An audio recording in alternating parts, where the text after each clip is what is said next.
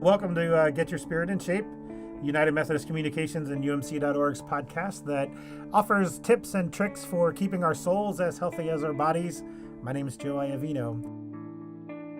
I'm privileged to be in the studio today with the Reverend Sheila Bates, who is at the General Board of Higher Education and Ministry. And Sheila, will you introduce yourself? Tell us about yourself and about your role at GBATM. Thanks, Joe. I am the Director of Student Faith and Leadership Formation for the Collegiate Ministry Office at the General Board of Higher Ed.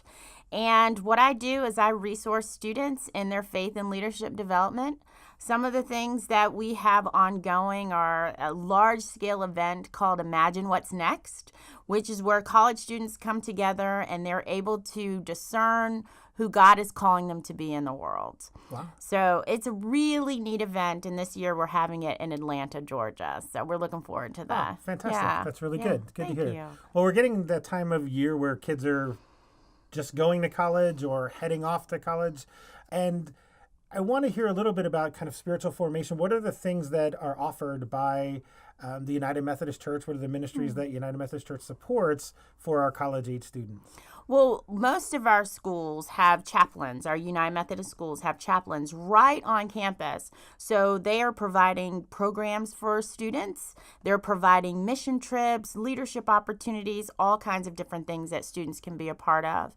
And for our private and public universities, we have what's called a Wesley Foundation. So those are standalone extension ministries where students are able to go and to participate in the life of the United Methodist Church. It's normally ecumenical. Not everyone is United Methodist, so you have a wide variety of students who come from different backgrounds.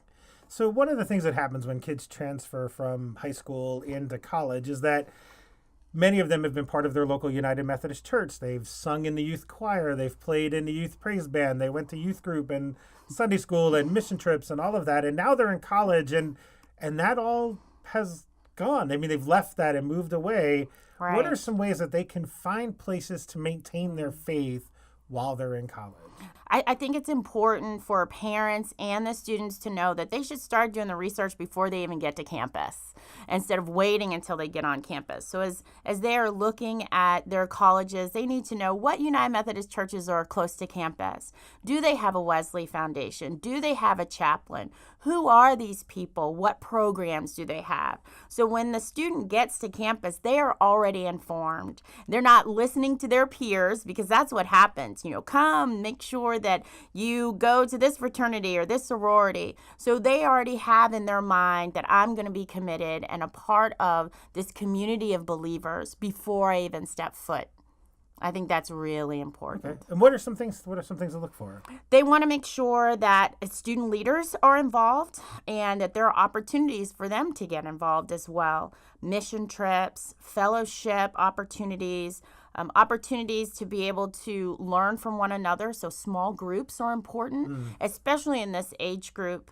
Also, where do they worship? How do they worship? Are they interested in worship? So to be able to ask those questions and to be able to go to the Wesley Foundation director or the chaplain and know who are they? What school did they go to? What is their training like? So you know who is teaching your child and who is teaching yourself as a student. One of the things you mentioned is that parents have a role to play, like kind of a critical role to play in all of this and helping their children get ready for college. So if I'm a parent I have one in college and I have one that's still in high school. And so what are some things that we can do with our high school or middle school students that can help lay a foundation so that they can continue in their faith journey through college and into early adulthood?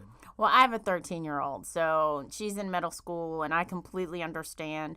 I think it's important that as parents, we continue to bring our students, our young people to church, and we also talk to them theologically at home about how do I apply, the Bible to my everyday life? How do I choose my friends wisely to make sure that they understand that what they learn at home will continue to journey with them throughout their life? And so we're their first ministry, and our children are our first ministry. That's my belief. So we have to make sure that we continue to teach them throughout the issues that they may have, and to teach their friends as well. So to be certain that we're a part of that process. And sometimes it's surprising what they pick up. Oh, yeah. Yeah, because I have, mine are now 16 and 20. And at times they come to us with questions that are really interesting. And I hope it's not just because of my position, because I work in the church, but just because we have these conversations about how our faith informs our thinking about what's going on in the news, or all of the crises kind of around the world. We have these conversations, and then every once in a while we'll kind of get a question. How have you as a parent been open or been the one to receive those? Well, I know I can tell a story about my daughter. She used to love to watch Veggie Tales. Yep.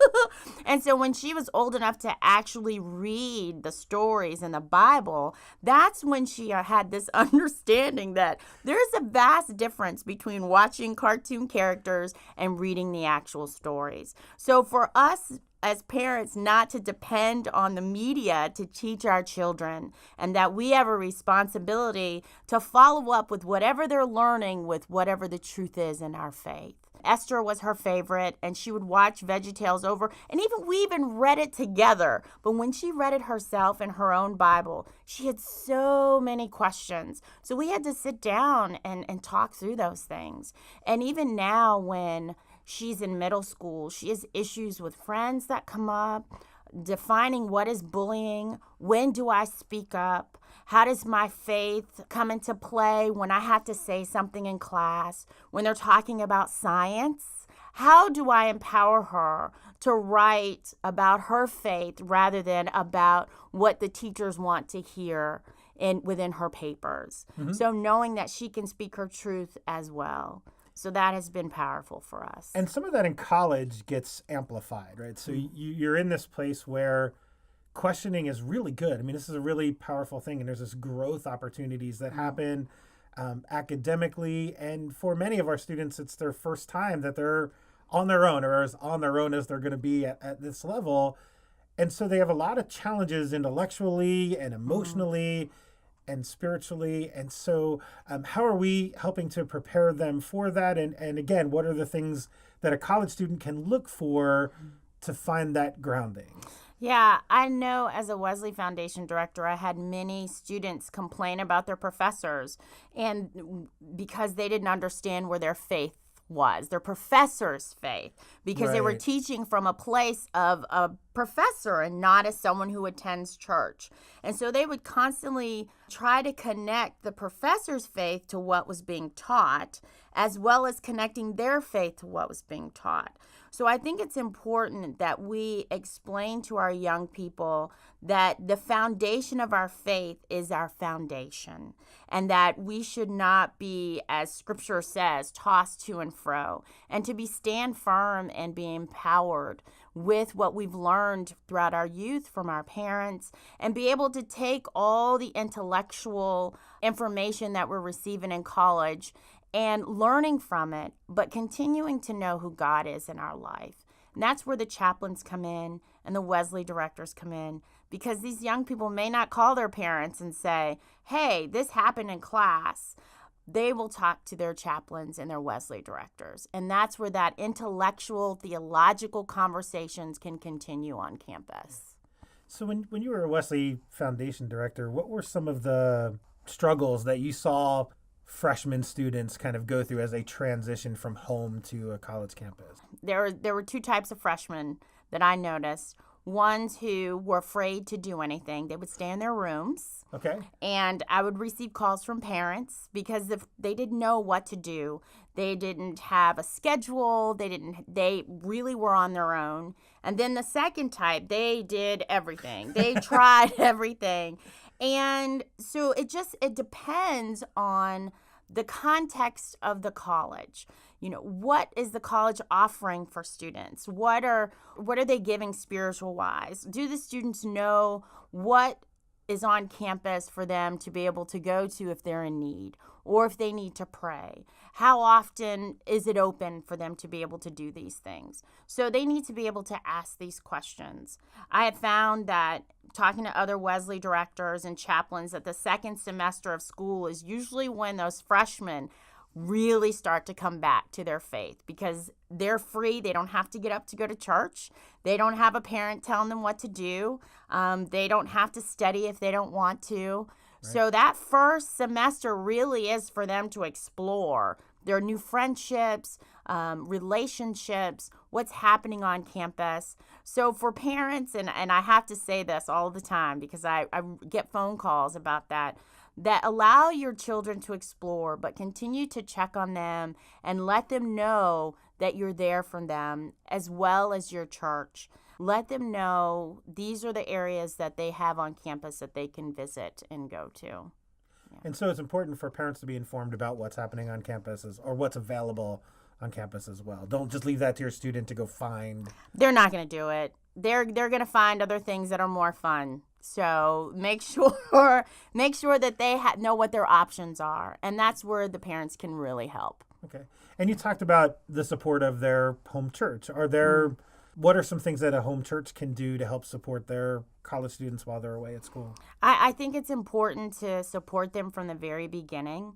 I know when I'm visiting a place for the first time, there's a care package for me. Something that says, we're thinking about you. Thank you for coming. I think it's important for the church to have something waiting for the young person as they're getting to college. Oh, wow. And it could be a care package of the things that they need, highlighters, cards from the parishioners telling them that they're praying for them, devotionals, just food for them to have, a gas card, a grocery card goes a long way. So just to let them know we are here with you in spirit. We may not be here physically, but we've come and we're waiting for you to come back to us. So. I really like that idea. I like that idea that the home church is still here for you. So it doesn't feel like when a student graduates high school, we don't want them graduating from church. Right. We don't graduate from our faith. Right. So you stay connected. You can stay connected to your home church. Yeah. That's very important. Are there good ways that a church can use Facebook, Twitter, any of those things to stay connected with their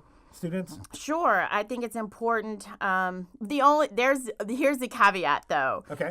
When you follow your students, you have to be prepared for whatever it is that they're posting as well. I understand. Churches can be involved because they can post something really quick over Twitter. And let them know, we're thinking about you, we're praying for you. We can't wait for you to come home for the holiday. This is what we have planned for you. So there's always something available for them when they come back, and that welcoming feeling. But the church also has to be willing to be consistent in that and authentic. Yeah, tell me more about that. What do you mean? Yeah, a post right before they come back for the holiday says, we haven't thought about you all semester, but we know that you're headed home, so come on in. We're waiting for you. But consistent, authentic relationship throughout that semester, they're going to want to come back. And they know that they have people who have cared for them throughout the semester, and they're going to want to come back to that person and those people too. Yeah, and continue to find that place of connection that they've known when they were high school students. That's exactly right. Yeah, they know where they can be. It's important. It's definitely important. How have you seen churches kind of in college towns get involved in the college campus life? I have seen throughout my time traveling and also with my Wesley Foundation, churches helping on move-in days. Oh, nice. So they would be out there helping, handing out water, using grocery carts to cart, students' items. So really being able to help them to move in, to get acclimated, and not to get them to come to the church, but just to be there as another pair of hands, to bring food if they have a Wesley Foundation, to bring food to host with the students. Having coffee days, having free meals for the students. College students love free food, especially home-cooked meals, and not just pizza. I mean, everyone, thinks pizza's a thing, but a home-cooked meal just to remind someone that, I care about you enough to take time to cook a meal for you and to eat the meal with them, not just leave it and then go home, but to stay there and have conversations with the students and to see where they are. So those are easy ways that they can be involved. I imagine, too, there are some students there that are from far away. And so getting home for Thanksgiving, which seems to be as always that short break, can be really hard to do. They choose Thanksgiving or Christmas. So, Right. and I imagine they can be host families to take kids home for Thanksgiving and Yes. do all that family stuff, surrogate family kind of thing for them. Absolutely. Or you can plan a meal on campus. If you have a college student that attends your church and you're close to campus, have a meal right on campus and have them coordinate it so they know where they can have the meal, get the permission from the school, and then the parishioners bring the food. So they're able to fellowship in their area, in their space. Also, another thing, if you are going to host some types of meals, have transportation for the students to get there. That's huge because sometimes, a couple miles may not seem a lot, but when you don't have a car and you're a freshman and no one's allowed to have cars on campus at some particular schools, having that transportation goes a long way. You were a Wesley Foundation director. Mm-hmm. What were some of the things that you offered for students? What was it like for them? Wow. Pastoral care was a big one. Sometimes they just needed a place to talk, to figure out what God is calling them to do, discerning, because college is brand new. And many times they'd call home to parents and didn't hear the things that they needed to hear. It was more like, how are your studies? Have you made any friends? What are you doing? Where they really need someone to talk to them spiritually. So that was the biggest thing for us. That's a parent tip there, too. I think I hear there that remember to care for the whole person while they're at school. Right. We worry about finances. I've got a college kid. We worry about finances. We worry about food. We worry about grades. Right. So don't ask those questions. Ask those questions, but not every single time. Right. So, pick a time to really find out what's going on with your student. And we call them students because they are young adults, but they're not quite there, that age group, and they're not youth either. Right. They are college students, and so we want to let them know that they are heading into adulthood, and so we want to make sure that we respect them in that way as well, because they are not youth. But to respect them and to talk to them and to find out what's going on in your life. Who are your friends? How are things going? What are some of the fun things that you've done? And really be, like you said, concerned holistically with their child as they're in college. Before we started recording, you told me some other things about some of the programs that you offered. What are some of those other things? Right. I had a lot of different programs that I offered to the students, and I did it this way because they're so busy on campus. And I knew that if I had consistent programming, they can pick and choose what they would attend. Oh, yeah. And they always knew that we were there no matter what day of the week it was. They knew that campus ministry was there for them.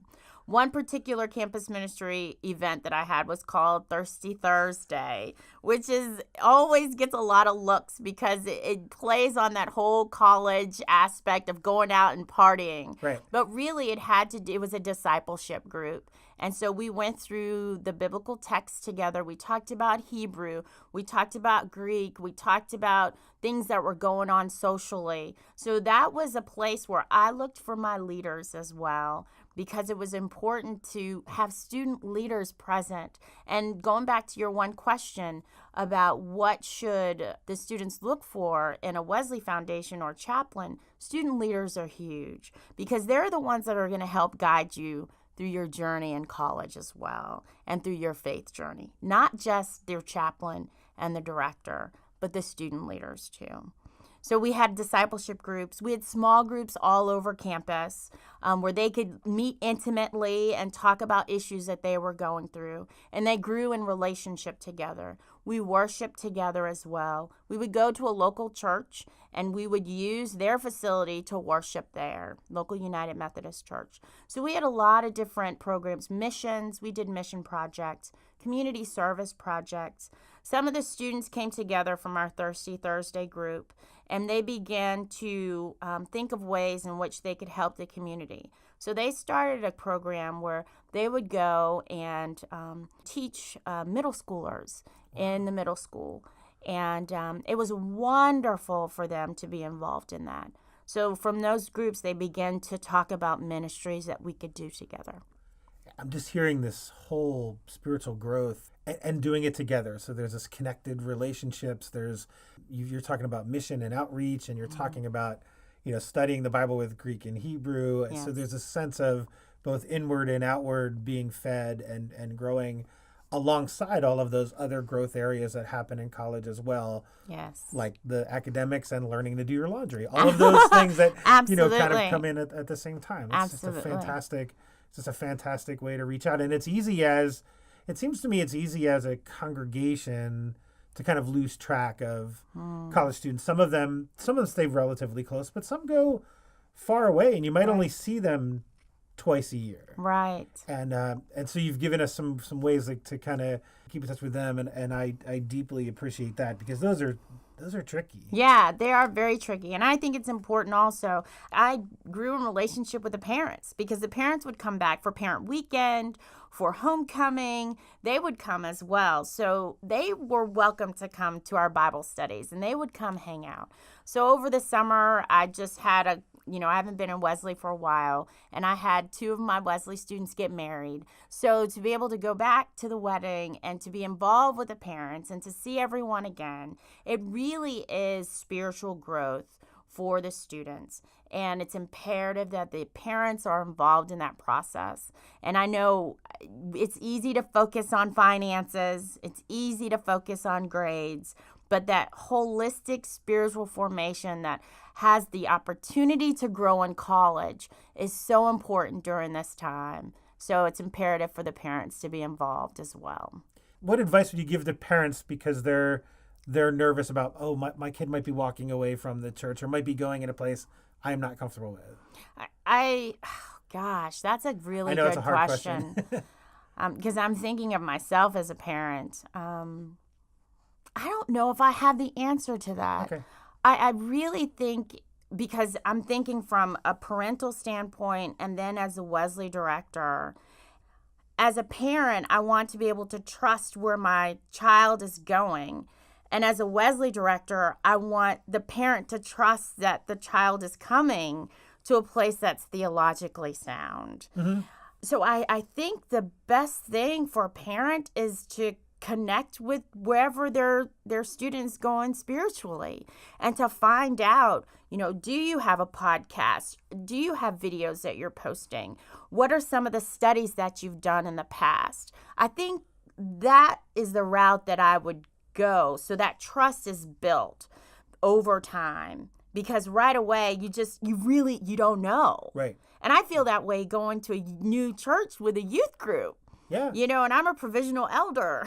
So it's a place where we really have to trust God and to trust the people that God has put in these places to teach our children. But I heard you say too, I think in the beginning what I heard you say too is that there's a level of homework we're asking the parents to do to kind of know what's going on here, so that you can have the conversation rather than react. Absolutely. So be more proactive.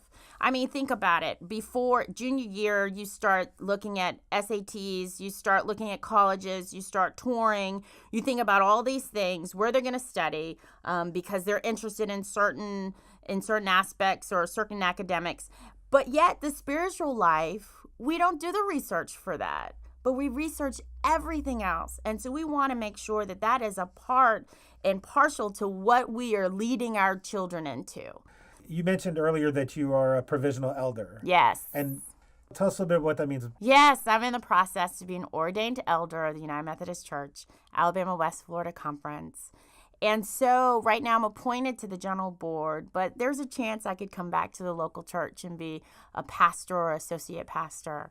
I have a heart for spiritual formation and spiritual growth, and just to encourage and empower people to know who they are in God. So this, through the sacraments, it's so important for me to be able to just know who God has called us to be, the grace involved and forgiveness that's involved. I mean, we could go on and on and on, but it's that holistic look at who God is calling us all to be, our families being our first ministry, our children, our churches, our neighbors, how important it is to know that God's grace prevails. And it's interesting that you mentioned earlier you've been a youth pastor. Right. You've been in the Wesley Fellowship with young adult college age students. Yes. And now you're working into provisional elder. But I don't want to just look at that as a progression, but more that your heart that makes you a good pastor is what has carried you through all of that, because you've been pastoring for a long time. Yes. Pastoring high school students, pastoring college students. Yes. And now looking at kind of pastoring a whole congregation, yeah, right. If you get appointed in that way. And so as a provisional elder, you're kind of one step away, right? Yes. It doesn't feel like one step, I'm sure. No, it doesn't. It's not one step, but it is one step. Right. Okay. There's a lot of mini steps to exactly. cross that next threshold. Then within a year or so, you think 2 years. Okay. It's 2 years. 2 years to get there. That's fantastic. Yeah, it's exciting. And plus, it gives me an opportunity to help students discern their own call, whether or not they're going to ordain ministry or if they want to be missionaries. Or sometimes students may take a year off, and that's okay, because college is difficult. It's challenging. It's stressful. So to be able to say, if you want to take a year off, here are some of your options. Here's some of the resources available to you as you take the GREs and decide what's next, or as you look for that job and decide what's next. But to have that opportunity to really be able to talk to students and see what's next for them. So let's spend a minute on that, and because you talked about call. Yes. And one of the things that happens in college is kind of discerning that area of your life. How have you seen college students find that place for themselves? What are the struggles, and what are some of the tips or tricks to kind of find that way? Yeah, college is an opportunity to explore and discover. So when you are with a Wesley Foundation or chaplain program, take that opportunity to explore and discover who God is calling you to be through those programs. So if there's opportunities to go to missions, go. To lead a team, do it. Take the risk, because that's when God stirs our hearts to show this is a true passion for you. And this is the area in which I'm calling you to be in. Volunteer at the church. The local churches near your college campuses. Be involved. Be involved with the programs that they have, or even the committees that they have, to see what it is that you can do for God. I think that's really important. And for the parents to encourage their students to do that. To ask them, what are you involved in? What are some of the things that you're finding that are your passions? And allow them to tell you, and then talk about some resources that you may have available. One of the things I love that I'm hearing from you is that we're not compartmentalizing our faith in this kind of one aspect of what we do. And as part of the Wesley Foundation, and one of the things that a student can learn while they're at college is to integrate their faith into every aspect of their lives. They have this opportunity where they're beginning to shape their lives. And I hear you saying that this is a great opportunity to find that where God connects in all of those areas of life. Can you say a little more about that? Sure. I can give a few examples of students because there's nothing better than being able to tell a story. And I think it's important for the young people to understand that their narrative is important. And God has been a part of that narrative since birth, since before they were born. So being able to shape their faith and being able to have their faith as a foundation for academics, for their relationships, I think it's important for them to ask the questions and not to be shy about some of the challenges that they're having in their lives, to the pastors, to the directors, to their parents. I think building those relationships and that authenticity is important for them to discern who God is calling them to be. There's nothing worse than having a question that you cannot have answered because, number one, you're afraid, or number two, someone skirts the question and will not be authentically giving you an answer. So as parents and as ministers, these young people, they're looking for authenticity. If they come to you with a question that you don't have an answer to, it's okay to say, I don't know. Let's explore this together and learn together, because we are the connection. We're the United Methodist Church, and we have a lot of resources to help our churches and to help our students to be able to journey through life. In Get Your Spirit in Shape, one of the things we like to do is give some what we call spiritual nutrition, which are the things to think about. You know, what is the food that kind of fills our souls? But we also focus a little bit on spiritual exercises. What are some of the things that we can do as individuals? And as you think about your own life in the recent months, what is a spiritual exercise that you would recommend to those who listen to get your spirit in shape? For me, this has always helped me, and it's old, and I write, but I'm not a writer. So I like to journal, and I journal dreams, I journal thoughts, conversations, feelings, because it's important for me to get it onto the paper so I don't carry it with me. I think we are carrying a lot of stuff around with us as Christians, and through prayer, whether it's through journaling or through prayer, it's our way of letting go and giving whatever we're going through to God. Journaling is my place.